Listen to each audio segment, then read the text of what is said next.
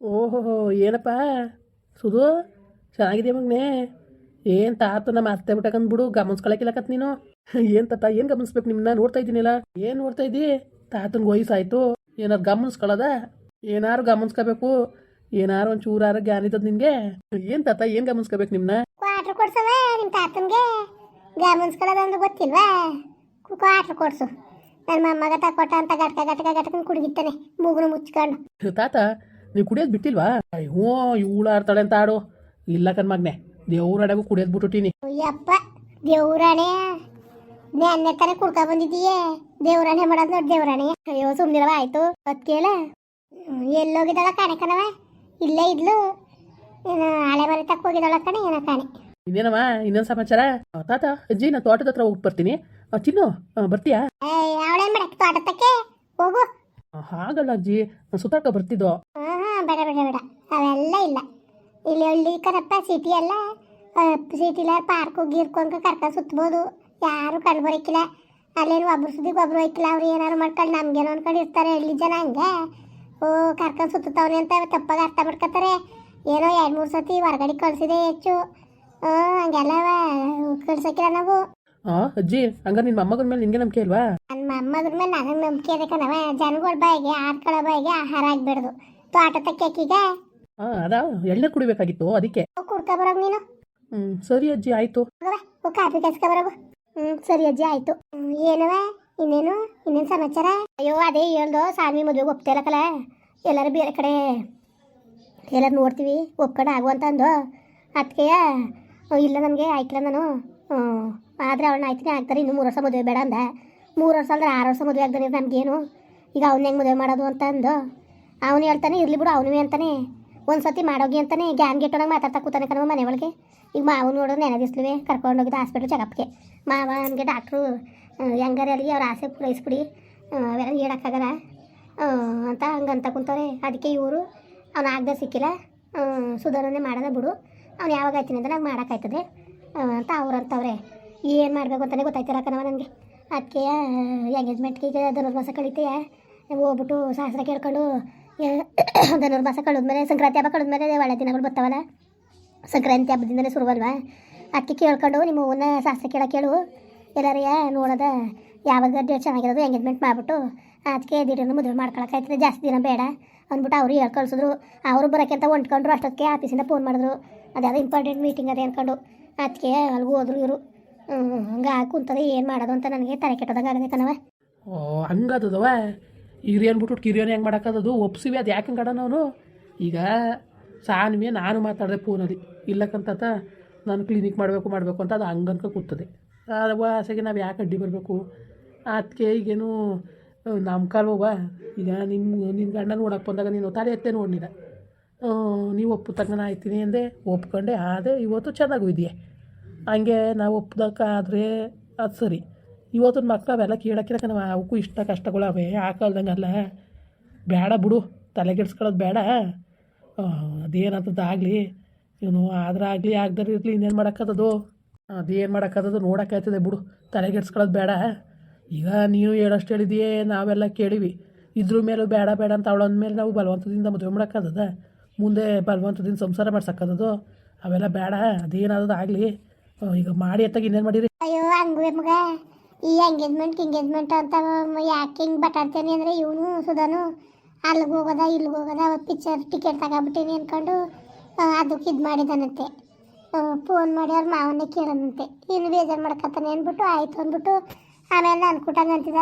ಇನ್ನೊಂದ್ಸತಿ ಹೆಂಗದವ ಹೋಗೋದು ಬೇಡ ಅಂತ ಹೇಳ್ಬಿಡವ ಸೋಬಿತನ್ಗೆ ಅಂದ್ಬಿಟ್ಟು ಹಂಗಂದೆ. ನಾನು ನಿನ್ಗೆ ಹೇಳೋ ನೀನು ಬೇಜಾರು ಮಾಡ್ಕೊತೀವಿ ಅಂದ್ಬಿಟ್ಟು ನಾನು ಹೇಳಲಿಲ್ಲ.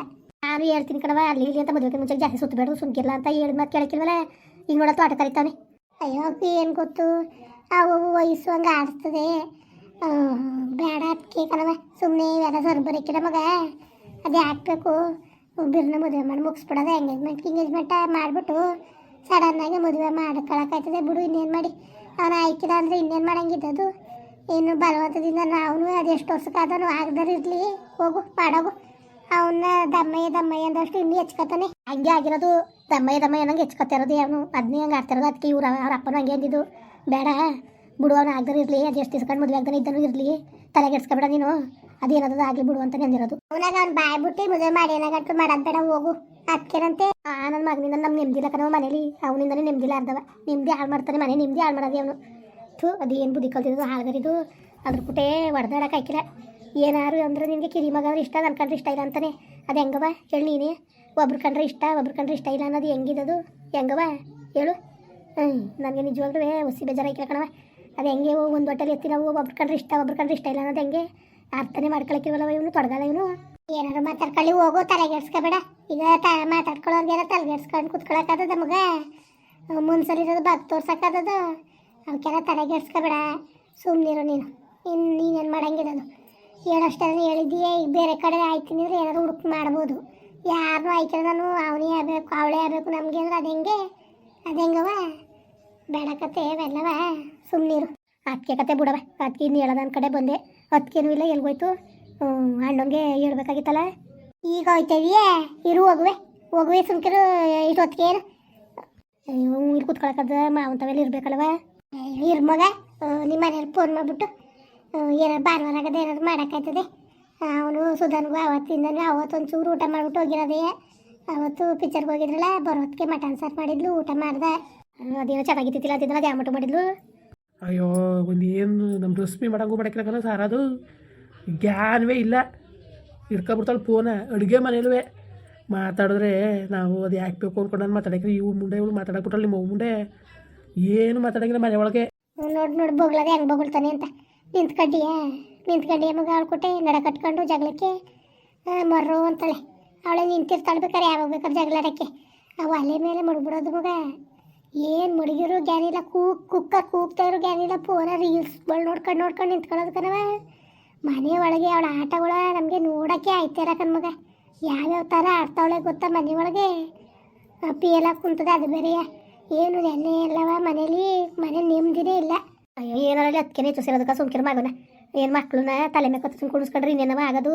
ಮುದ್ದುಸಿ ಅರ್ಧ ಅದ್ಗೆಸ್ ಕುಣಿಸೋದೆ ಅವಳೆ. ಮತ್ತೆ ತಲೆ ಮೇಲೆ ಕುಣಿಸ್ಕೊಂಡು ಅವನು ಏನು ಮಾಡಿದ್ರು ಸರಿ ಅನ್ನೋದು, ಅವನಿಗೆ ಕೂಡ್ರು ತಕೊಡಿ ಅನ್ನೋದು, ಅವನಿಗೆ ಬಟ್ಟೆ ತಕೊಡಿ ಅನ್ನೋದು. ಮುರ್ಕರು ಬಟ್ಟೆಗಳ ಹೊಸಿ ಕಾಸು ಖರ್ಚು ಮಾಡೋಕ್ಕಿಲ್ಲ ಕಣ್ಮಗ. ಆ ಬಟ್ಟೆಗೆ 4,000-5,000 ರೂಪಾಯಿ ಕೊಟ್ಟು ತಗೊಳ್ಳೋದು. ಪ್ಯಾಂಟ್ಗಳ ಹರಿದೋಗಿರ್ತವೆ ಎಲ್ಲವ, ಗೀಳೋಗಿರ್ಬೇಕು.